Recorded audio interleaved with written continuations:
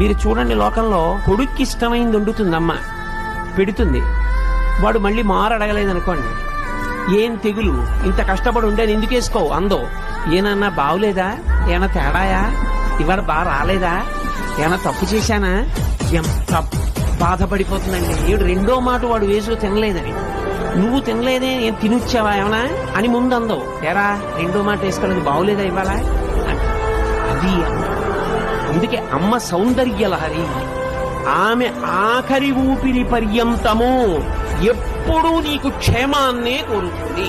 తల్లికి తండ్రికి ఉన్న చిన్న తేడా కారణం చేత తల్లికి పెద్ద స్థానం ఇచ్చారు. తండ్రి సమానం, మీరు తక్కువ కాదని కానీ, తండ్రి పనికి మాలిన వాడని కానీ, తల్లితో సమానుడు కాదని కానీ నేను ఎక్కడా మాట్లాడటం లేదని మీరు గుర్తుపెట్టుకోవచ్చు. కానీ తల్లి తండ్రి కన్నా గొప్పది అన్న విషయం చెప్పడానికి నేను కించిత్ వెనకాడను, వేదమును నమ్మాను కాబట్టి.